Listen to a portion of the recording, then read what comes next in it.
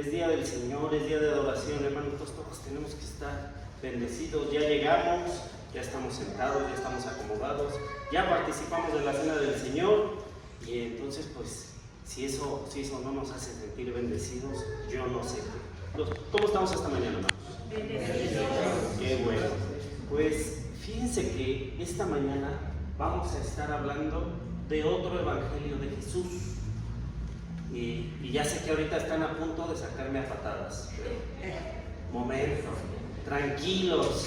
Ayer que le mandaba el título al hermano, lo veía titubear, contestarme por mensaje. Ay, hermano, pero ¿qué tema es? ¿Qué versículos, hermano? No se preocupen, ahorita vamos a entender qué es ese otro evangelio de Jesús, porque sí, efectivamente vamos a estar hablando de un evangelio diferente, pero déjenme explicarles. Miren, nosotros sabemos que en realidad el evangelio solo es uno, nada más hay un evangelio, pero está escrito por 4 evangelistas, que es Mateo, Marcos, Lucas y Juan, lo que comúnmente se conoce como los 4 evangelios, que realmente debería decir no el evangelio de Marcos, de Lucas o de Juan, sino el evangelio, como muchas veces hemos escuchado, según Marcos, el evangelio según Juan, la narración del evangelio de Lucas y la narración del evangelio de Mateo. Son 4 narradores del evangelio. Pero hoy vamos a estar hablando de otro evangelio, eso se los he estado repitiendo. Hoy vamos a estar hablando de otro evangelio, porque en realidad esos 4 evangelios que nosotros encontramos en la Escritura son para nosotros, los cristianos. Esos evangelios que vamos a encontrar narrados en el Nuevo Testamento, ¿para quién fueron escritos? ¿Para quién? Para nosotros. Fueron escritos para mí, que traigo mi Biblia todo el tiempo. Esos evangelios son para mí. Pero la gente del mundo, nuestros amigos que están allá afuera, esa gente que trabaja conmigo todos los días, familiares míos que no son creyentes, amistades mías que no son cristianas, vecinos tuyos, la gente que tú conoces, ella no lee esos 4 evangelios, ni le interesa si existen. Pero hay un evangelio que toda esa gente sí está leyendo, y está leyendo otro evangelio de Jesús. Está leyendo el evangelio que tú cuentas y el evangelio que tú narras a través de tu propia vida. El evangelio que tú explicas, el evangelio que tú enseñas con tu diaria manera de vivir, con tu diario caminar. Es por eso que como lectura de inicio vamos a tener la segunda carta a los Corintios, capítulo 3, versículos 2 y 3. A ver qué tiene que decir Pablo. ¿Tienen Biblias a la mano? Me dicen amén y hacemos la lectura para saber que todos vamos en la lectura. Segunda de Corintios 3, 2 y 3 nos dice así: miren, nuestras cartas son ustedes, escritas en nuestros corazones, conocidas y leídas por todos los hombres, siendo manifiesto que eres carta de Cristo, expedida por nosotros, escrita no con tinta, sino con el Espíritu del Dios vivo, no en tablas de piedra, sino en tablas de carne del corazón. ¿Qué nos quiere decir Pablo?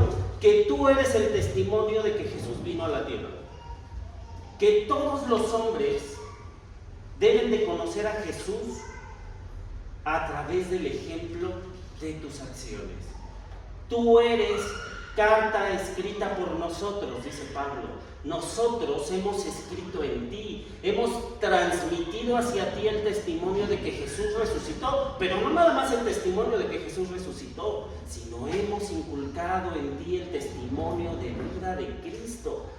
El hermano Omar predicó, y seguramente he estado predicando en los últimos domingos sobre cuál es el carácter de Cristo. Pero ¿para qué me sirve? ¿Cuál es el carácter de Dios? Y que el carácter de Dios es igual al carácter de Cristo. ¿Por qué? Porque Dios y Cristo tienen el mismo carácter, porque Dios y Cristo tienen la misma naturaleza, porque Dios y Cristo son Dios. Entonces el carácter de Dios y el carácter de Cristo necesariamente, ¿qué es? El mismo. ¿Y para qué me sirve que el hermano Omar haya estado leyendo sobre el carácter de Dios? ¿Para qué me servirá eso? Para imitarlo. Yo porque quiero conocer el carácter de Dios, porque necesito saber cuál es la conducta que debo de imitar. ¿Cuál es la manera de vivir que yo tengo que tener todos los días? ¿Cuál es la vida que debo de vivir? ¿Cuáles son las acciones que debo de hacer? ¿Cuáles son las decisiones que debo de tomar? ¿Cómo sentirme ante una situación? Para poder saberlo necesito poder conocer el carácter de Dios para entonces poder imitar el carácter de Dios. Los apóstoles también hablaban del carácter de Dios.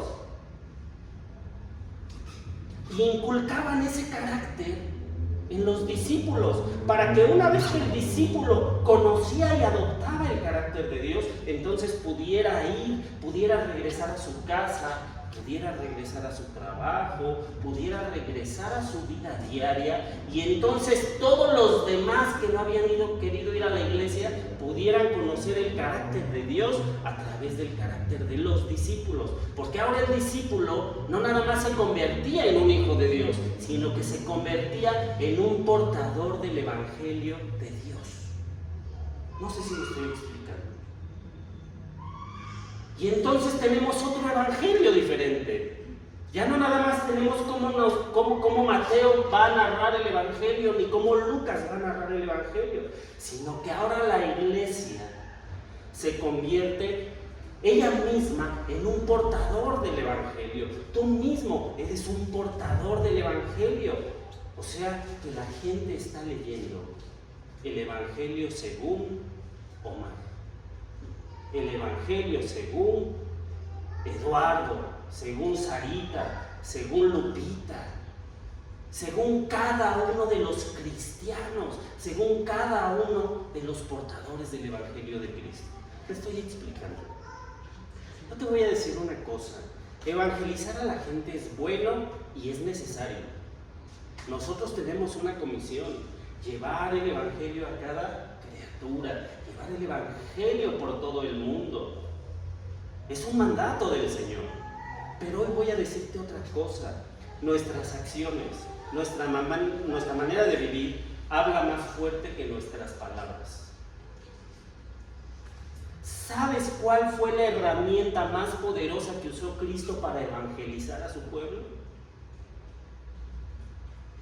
¿Cuál habrá sido la herramienta de evangelismo más fuerte que usó Jesús? ¿Cuál te imaginas? A mí sí me gusta que participen, ¿eh? Luego dicen, no, es que la prédica es monólogo. No, no es cierto. A mí sí me gusta el saber que están ahí. ¿La palabra? No. Su ejemplo. El 90% de lo que Cristo me enseñó, me lo enseñó a través de su ejemplo. El otro 10% lo tengo en la Escritura.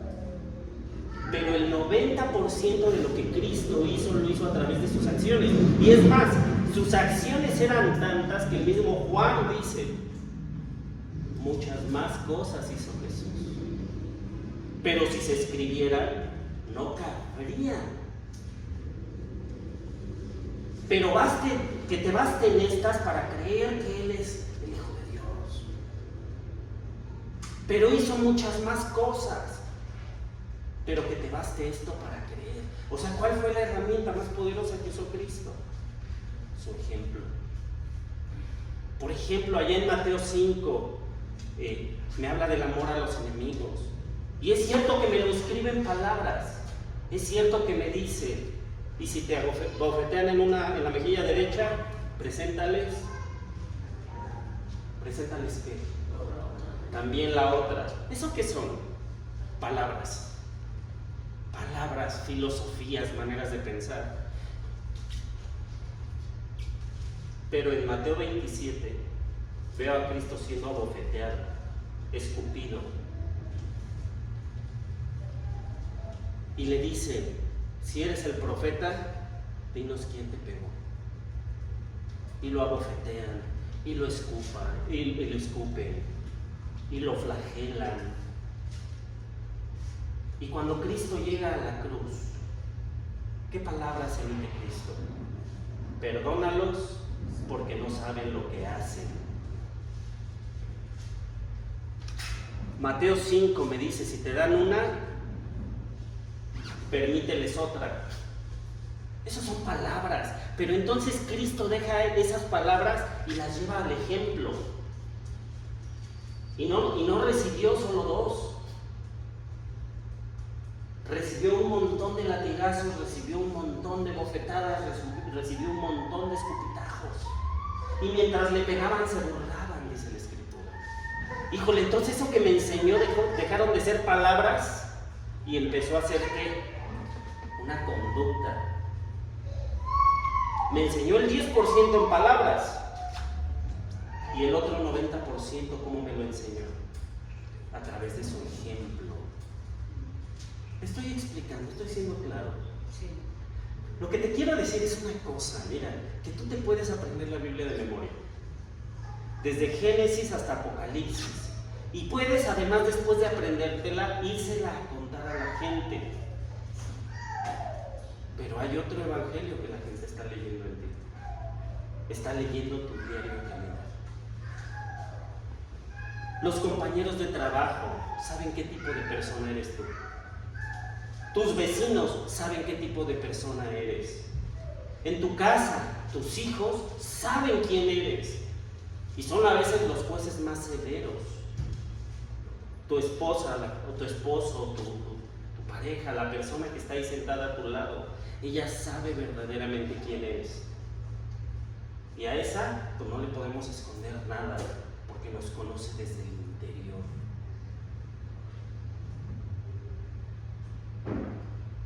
Porque hay otro evangelio que la gente lee en mí. ¿Sabes cuál es el lugar más fácil en el que uno puede predicar? Aquí arriba. Cualquiera se sube aquí arriba, ¿verdad? Lo difícil del evangelismo es ir a la casa, es ir al mundo, es ir al trabajo, es ir a mis amigos, es ir a mi círculo social y seguir evangelizando. Eso es lo verdaderamente difícil. Porque el evangelio que se predica desde acá arriba se predica con la boca. El evangelio que se predica allá abajo se predica con la vida. Y son cosas bien diferentes. Fíjense lo que dice Primera de Pedro, capítulo 2, versículo 11 y 12. Un ruego, vamos a encontrar un ruego que hace Pedro a la iglesia. Dice: hermano, yo te ruego como extranjero y peregrino que te abstengas de los deseos carnales que batallan contra el alma. Mantén buena tu manera de vivir entre los gentiles, para que en lo que murmuran de ustedes como de malhechores, glorifiquen a Dios el día de la visitación al considerar tus buenas obras. Comienza el texto diciéndonos: amados, yo les ruego como extranjeros y peregrinos que se abstengan de los deseos carnales que batallan contra el alma. Nos acaba de decir algo que todos ya sabíamos, que aunque seamos cristianos, que aunque seamos hijos de Dios, que aunque seamos discípulos del Señor, nosotros seguimos teniendo una gran batalla, la carne contra el espíritu.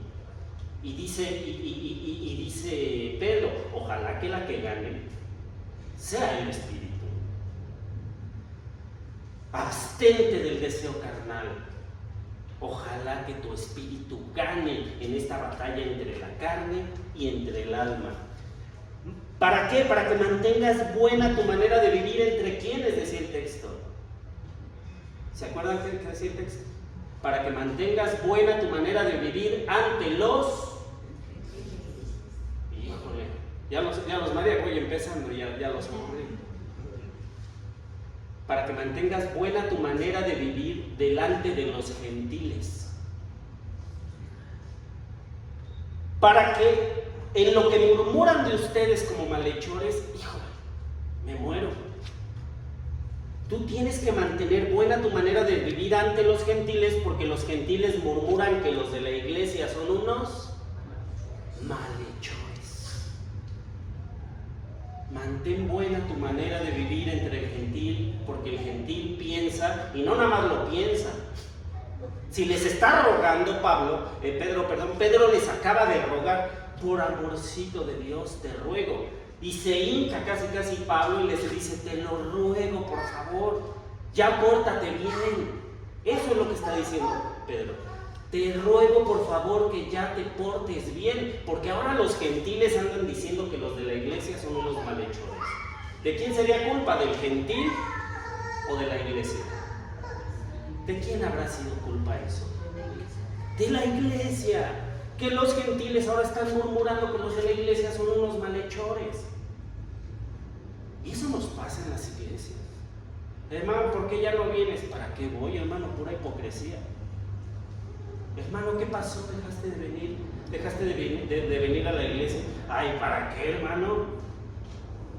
Si hice un negocio con un hermano de la iglesia y me robó, le pagué un trabajo y no me lo hizo, o le hice un trabajo y no me lo pagó. Amén. Yo soy bien chismoso y a veces necesito hacer catarsis. Y hago catarsis cuando vengo a predicar con los hermanos de Izcali. Los hermanos de Izcali, ¿qué pasa? Hay un hermano que es carpintero y está peleado con otro hermano que lo contrató, y le digo al que es carpintero, ¿por qué estás peleado? Es que no me pagó. Y voy con el otro y le digo, ¿tú por qué estás enojado? Es que no me trabajó. Y entonces los dos están mal, uno está estafando al otro. Y dice Pablo, les ruego por favor, por amor de Dios, que tu manera de vivir ante los gentiles y evidentemente ante la iglesia sea buena, porque hay murmuración dentro de la iglesia y la iglesia la está provocando. Para que lo que murmuran de ustedes como malhechores, ¿qué dice? ¿Qué dicen los gentiles de la iglesia? Hay pura hipocresía, hay pura mentira. Dicen y no hacen. Para que en vez de murmurar, los gentiles puedan glorificar a Dios el día de la visitación, al considerar. ¿Quién se acuerda que decía al considerar qué? Tus buenas. No dice tus buenas enseñanzas.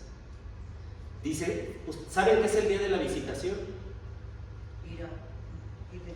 El día de la visitación se refiere, ellos entendían que Dios podía visitar de repente a los pueblos.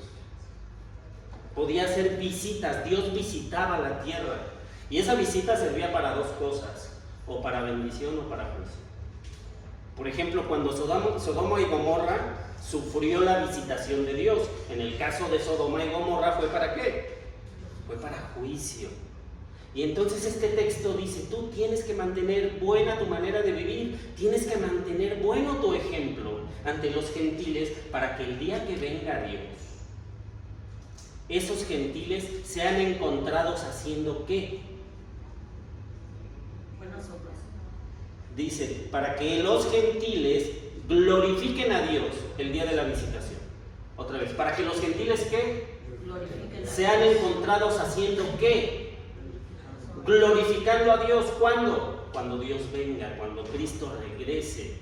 Dice, y esto lo vamos a lograr, dice Pedro, con tus buenas enseñanzas, ¿verdad? Porque te sabes muchos versículos, o porque siempre traías la Biblia, o porque siempre decías gracias a Dios. ¿O cómo lo vamos a lograr? Dice Pedro, con tus buenas obras. El peso de este texto recae en la conducta de la iglesia, no en las palabras de la iglesia.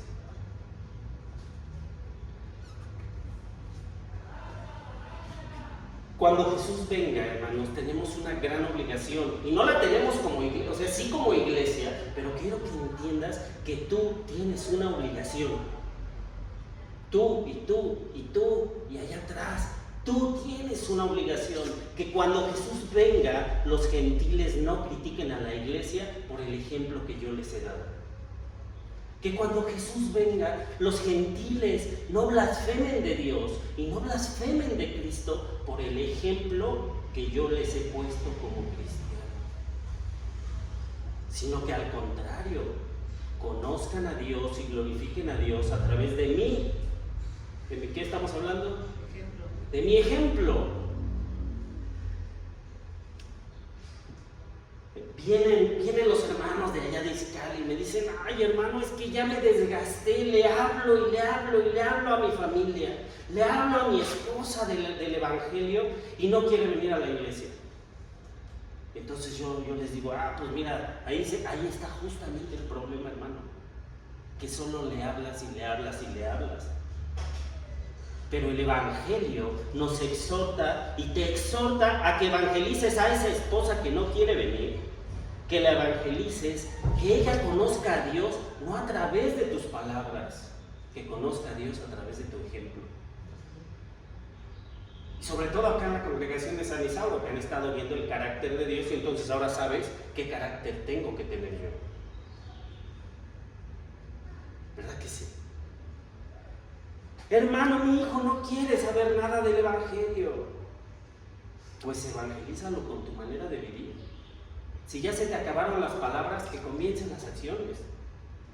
Evangelízalo con tu manera de vivir, que conozca a Dios a través de tu ejemplo, para que el día de la visitación tu hijo pueda estar glorificando a Dios gracias a tus buenas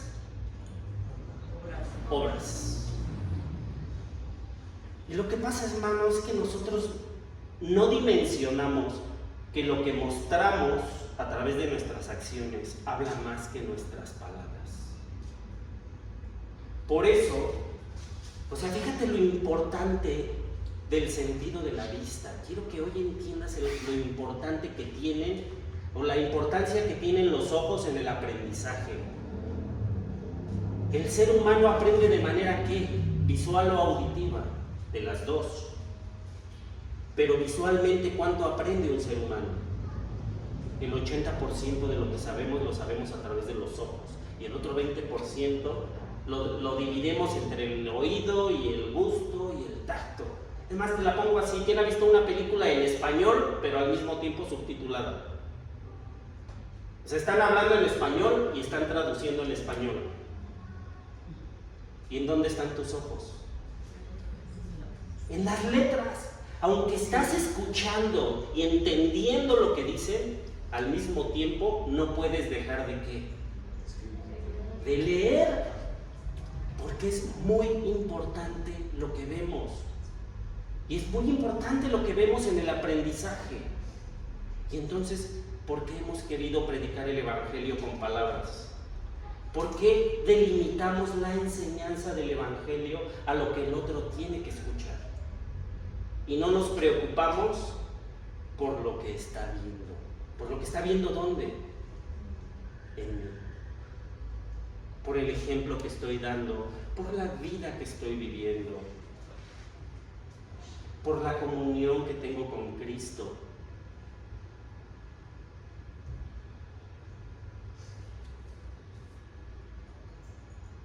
Hay varias áreas de tu vida. Vamos a hablar de dos nada más, pero hay muchas áreas de tu vida en la que predicas más fuerte con tu ejemplo que con tu boca.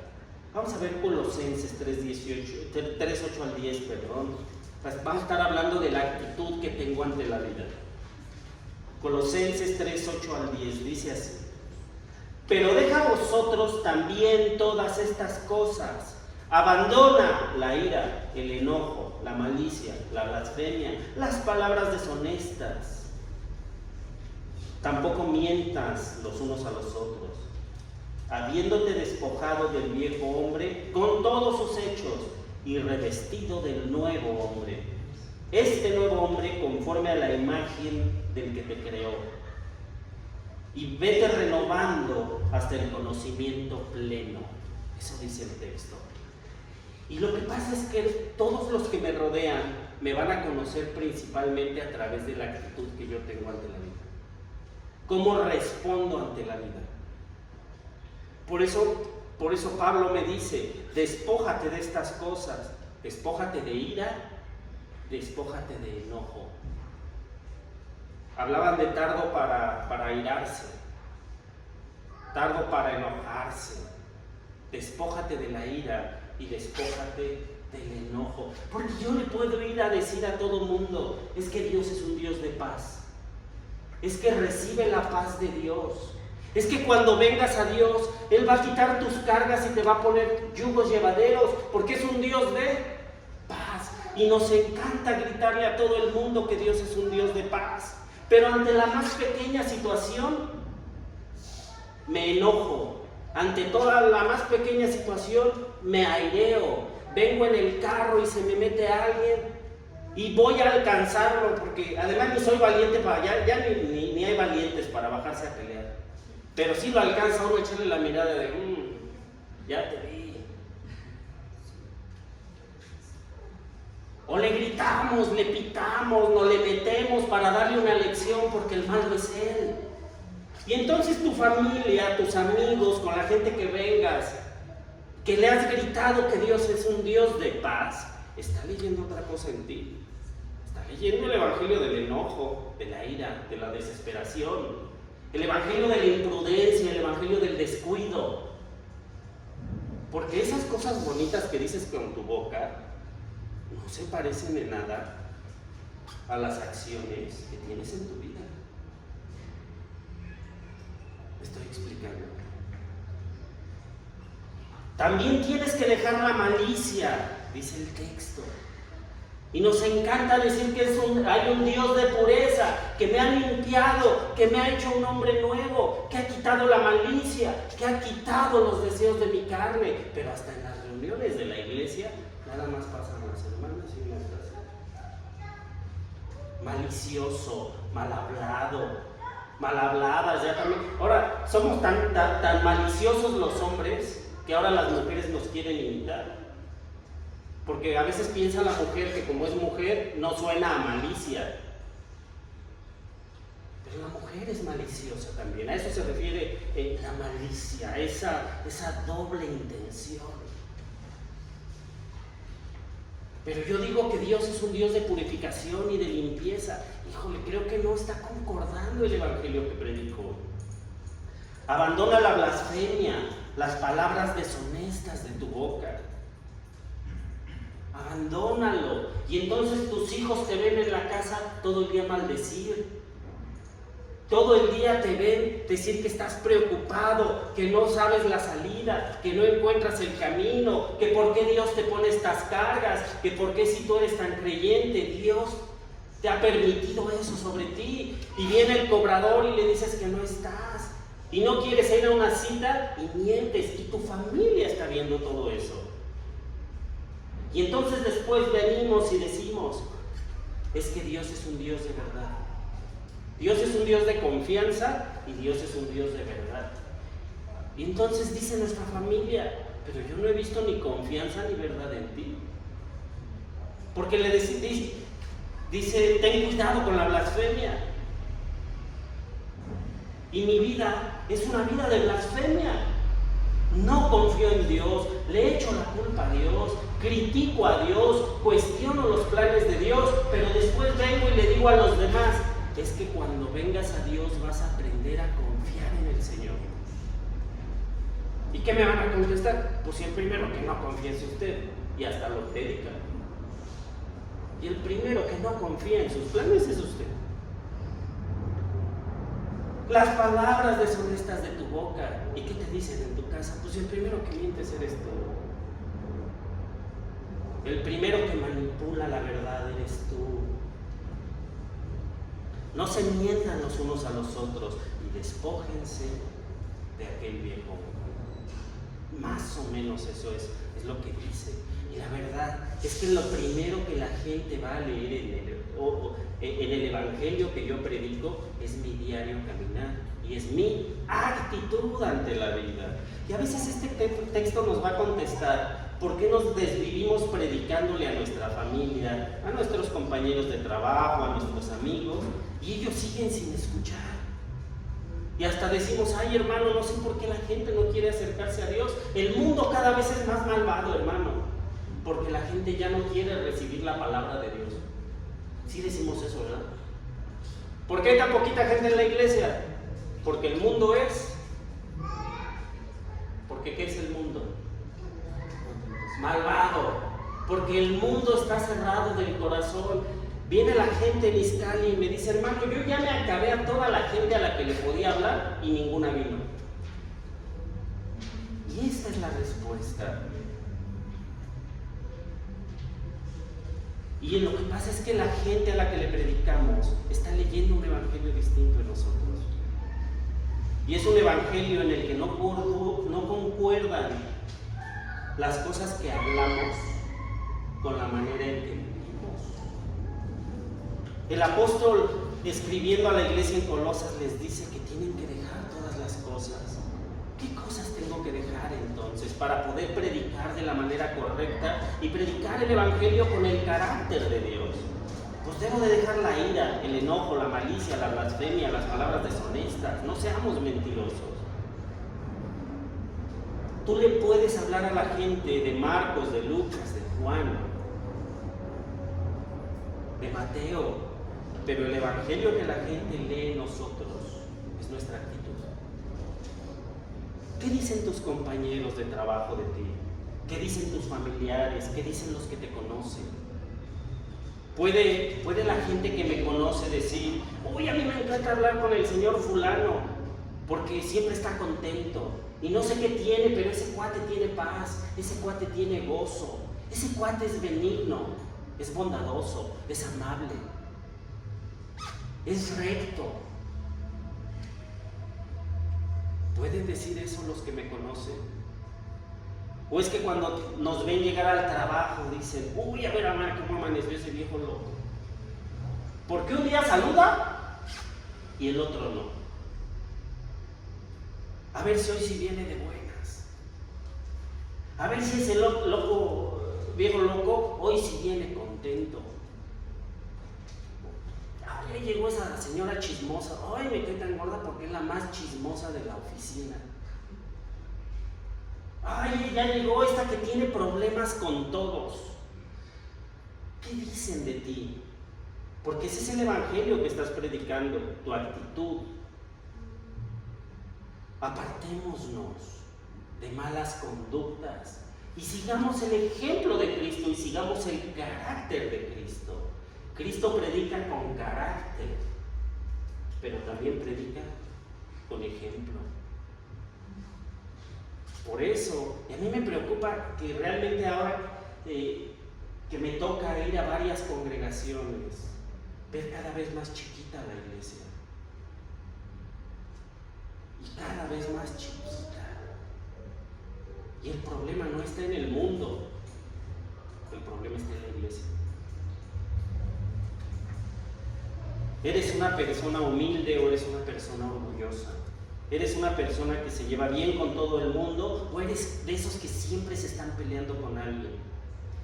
Y hasta decimos los de la iglesia, allá en Izcali hay una hermana que tiene problemas con todo el mundo y dice, es que me tienen envidia. Es que el problema es de él, el problema no es mío. Es que siempre me agreden. Es que el otro no me saluda. Es que el otro no hace. Por no ser capaz de reconocer que no has abandonado esas viejas conductas que tenías antes de ser bautizado. Eres una persona misericordiosa con los demás, sabes ayudar al necesitado, sabes perdonar, sabes desatar ligaduras de impiedad.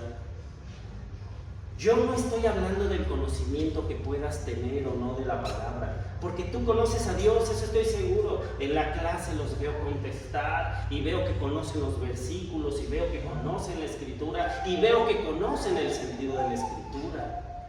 Yo no estoy hablando de eso, porque eso es nuestra obligación. Es nuestra obligación simplemente conocer a Dios, y eso es bueno, sí, pero la gente no quiere saber cómo se dice una palabra en griego.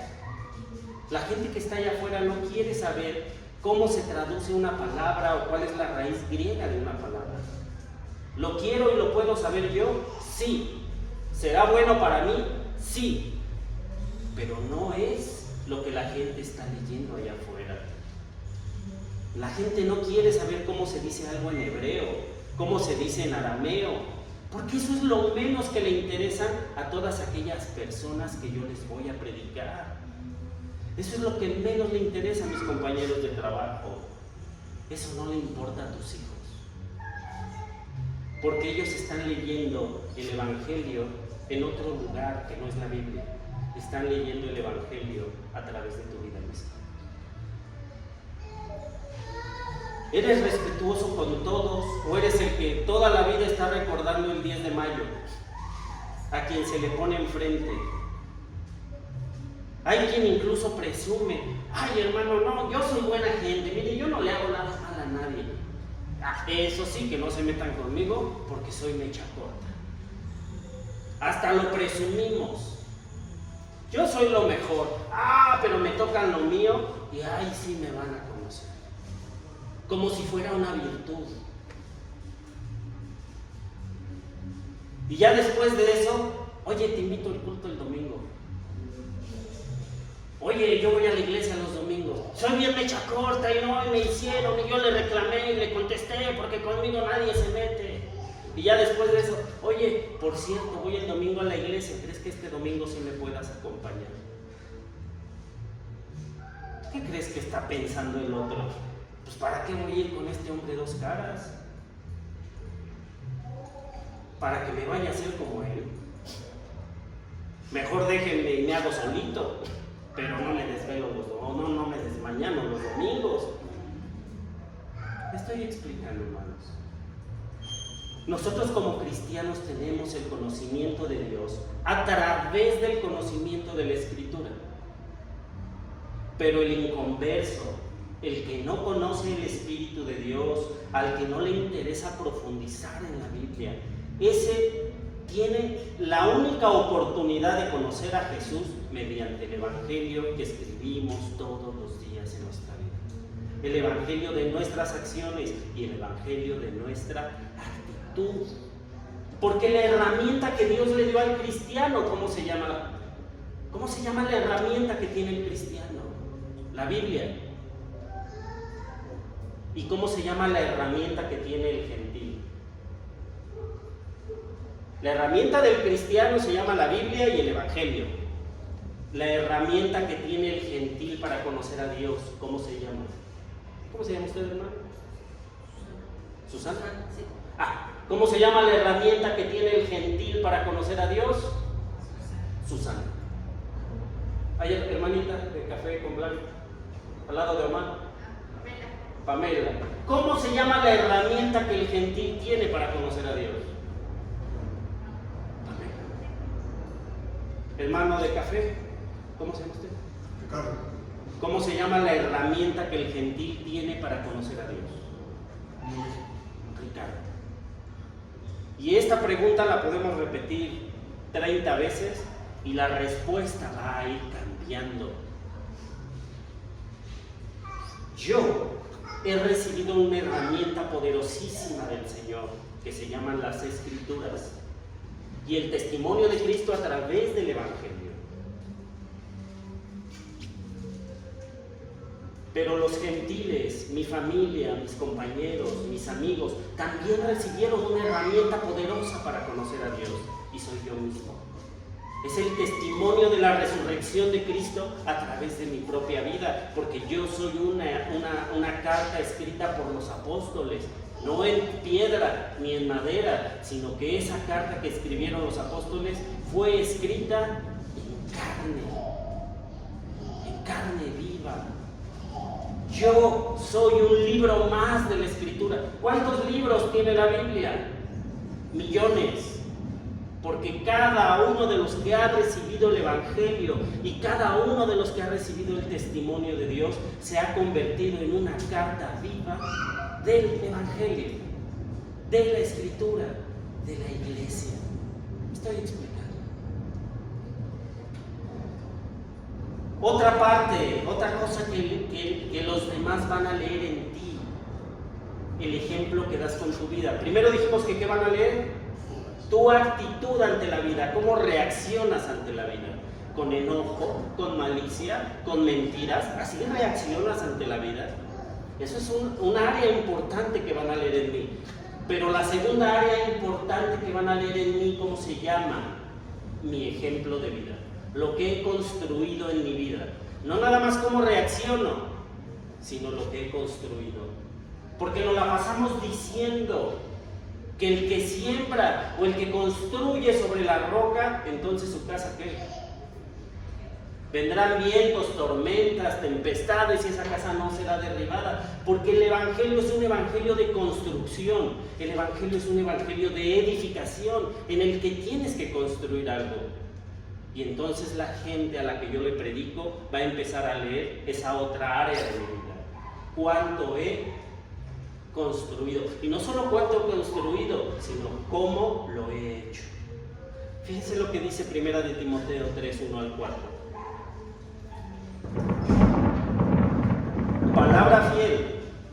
Si alguno anhela obispado, buena obra desea, pero es necesario que el obispo sea irreprensible, marido de una sola mujer, sobrio, prudente, decoroso, hospedador, apto para enseñar, no dado al vino, no pendenciero, no codicioso de ganancias deshonestas, sino amable, apacible y no avaro, que gobierne bien su casa, que tenga a sus hijos en sujeción con toda honestidad.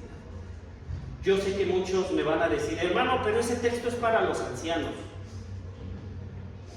Ese texto es para los ancianos y entonces a mí no aplica en mi vida. Y estamos equivocados. Estas virtudes que Pablo le va a escribir a Timoteo son la meta que debe de tener cada cristiano. Y le dice, ya cuando un cristiano haya cumplido esta meta, está capacitado para ser anciano, o para ser obispo, o para ser diácono. Pero estas cualidades son la meta para cada uno de los cristianos que ha escuchado el Evangelio. ¿Lo creen? A veces pensamos, y no leemos muchas veces estos textos en la Biblia, porque esos son para los ancianos, esos son para los diaconados, esos son para los obispados. No, hermano, son la meta de cada cristiano.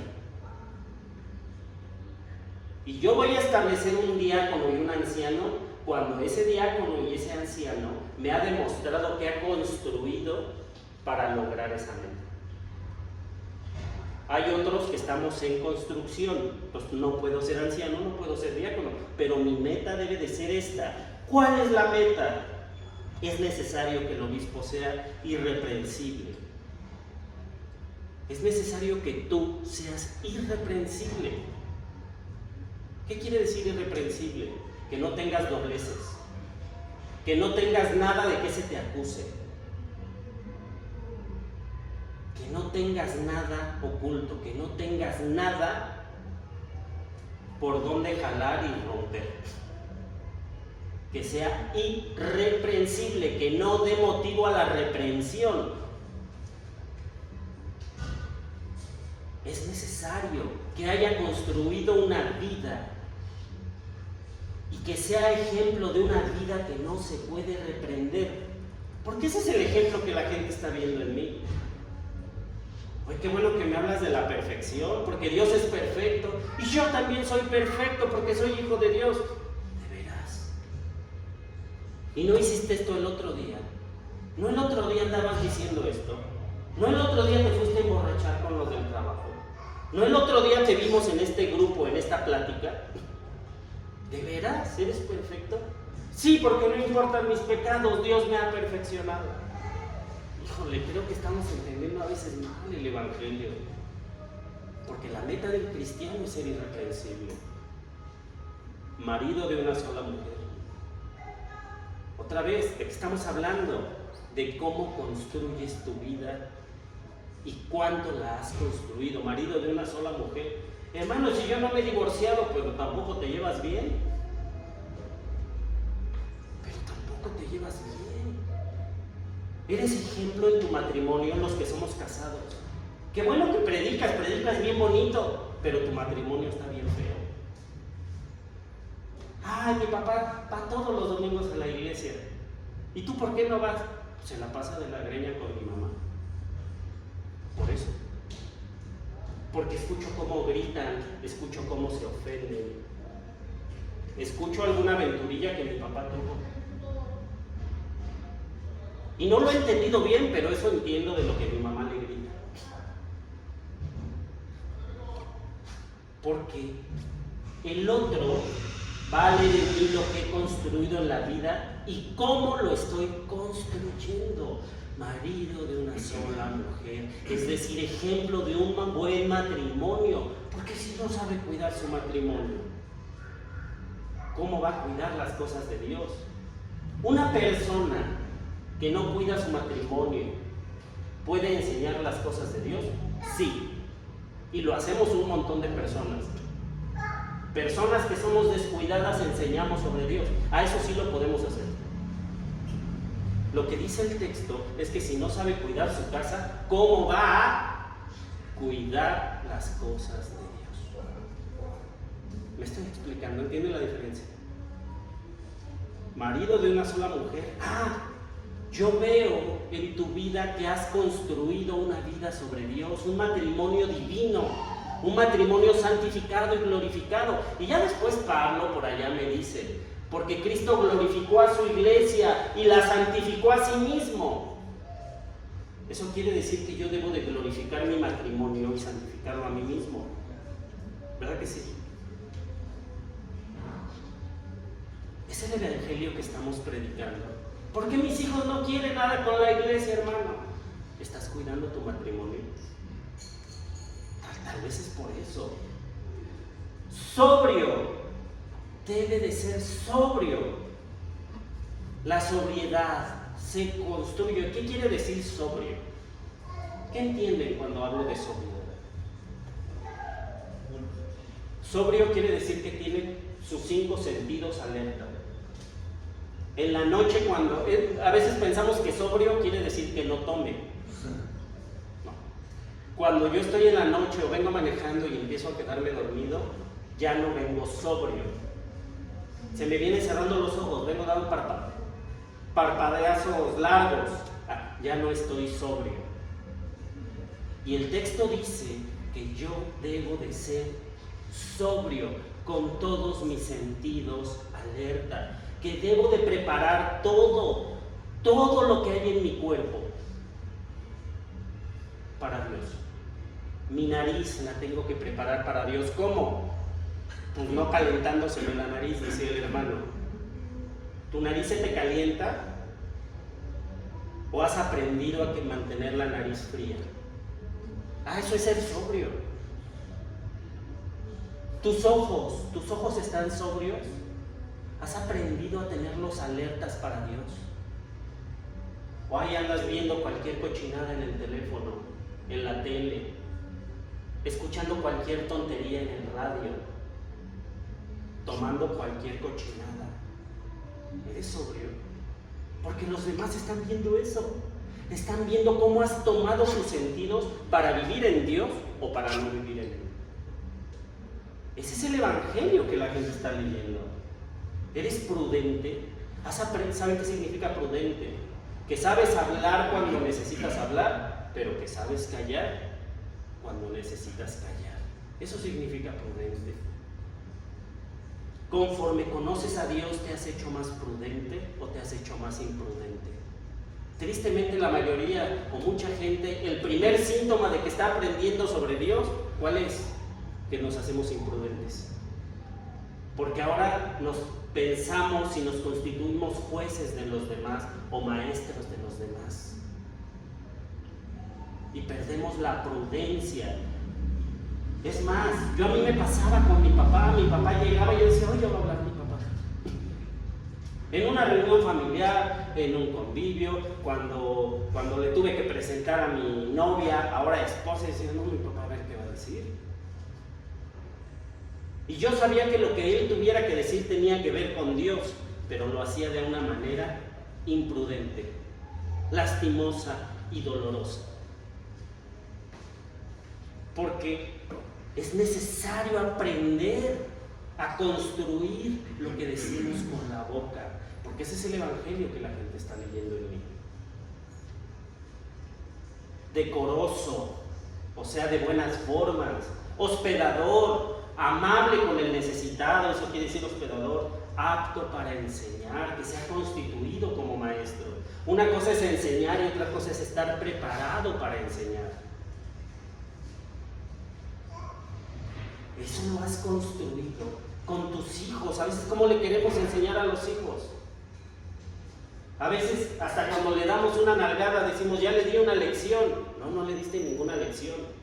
Si ese golpe que le diste no lo lleva al perfeccionamiento, no le diste una lección, le diste un golpe. ¿Verdad que sí? Y a veces nosotros queremos llevar el Evangelio porque sentimos que estamos enseñando, pero no somos aptos para enseñar. Y ese es el Evangelio que la gente está leyendo en nosotros. No dado al vino, no pendenciero. O sea, no dado al vino no la explico más porque es así la entendemos todos. No pendenciero, o sea, no peleonero. Y una vida para dejar de ser peleonero se construye. No simplemente uno dice, ya, así como tomar vino. Es muy difícil que una persona diga, ya mañana no tomo más. Está casi rayando lo imposible. Hay quien lo logra así, pero es muy difícil que alguien diga, yo ya no tomo más. ¿Qué tiene que hacer para dejar de tomar? Empezar a construir nuevos propósitos, empezar a construir nuevas costumbres, empezar a tener nuevos amigos, empezar a tener nuevas conductas, y eso va a hacer que deje de tomar. ¿Verdad que sí? O sea, el no tomar vino es una vida que se construye, y el dejar de ser peleonero también. Tengo que practicar y poner en práctica el dejar de ser pendenciero, porque ese es el Evangelio que la gente está leyendo en mí. No codicioso de ganancias deshonestas. También tengo que aprender a soltar los propósitos económicos que tengo y a cambiar las formas económicas que tengo. No codicioso de ganancias deshonestas, sino amable, apacible y no avaro. Que gobierne bien su casa, que gobierne bien su casa. Yo debo, para predicar el Evangelio con mi ejemplo, no nada más debo de llevarme bien con mi mujer, sino que debo de llevarme bien con mis hijos. Eso se construye. ¿Quién tiene ganas de que mañana su casa sea una casa del Señor? De que el día de mañana, lunes, su casa sea una casa completamente del Señor. ¿Quién quiere? ¿Entonces mañana lo vas a lograr? No, porque eso se construye día a día, palmo a palmo, tabique a tabique. Y la gente a la que tú le predicas el Evangelio puede voltear a tu casa y decir, pero ¿ya viste a tus hijos? ¿Ya viste a tu esposa? Por eso el Evangelio que predicamos no concuerda con nuestra manera de vivir. Que gobierne bien su casa y que tenga a sus hijos en sujeción con toda honestidad. Hay dos grandes áreas, estuvimos diciendo. Este Evangelio que habita en mi vida se divide en dos capítulos. Se divide en más, pero para fines educativos vamos a dejarlo en dos. Este Evangelio que está escrito en mi vida se divide en dos grandes capítulos. ¿Cuáles son? Cómo reacciono ante la vida y cómo construyo la vida. Cómo la construyo y cómo reacciono. ¿Tú cómo la estás construyendo y cómo estás reaccionando? Como un varón que tiene el carácter de Dios, que hasta vi que se lo sabían de memoria. ¿Cuáles eran las cualidades del carácter de Dios? Hermano, el carácter de Dios, los puntos, ¿cuáles eran? Compasivo, celoso, clemente, lleno de gracia, tardo para la ira, justo. Esas. Estás construyendo esos capítulos de tu vida tomado de la mano del carácter de Dios. Porque la gente no lee la Biblia para conocer el carácter de Dios. La Biblia lee tu vida para conocer el carácter de Dios. Así que si en tu libro no están esas cualidades, tal vez seas un libro apócrifo. Al hermano le dio miedo cuando le mandé el texto que yo fuera a hablar de libros apócrifos, sin saber que a veces los miembros de la iglesia son cartas apócrifas, que no tienen ningún valor espiritual. Dios los bendice a todos.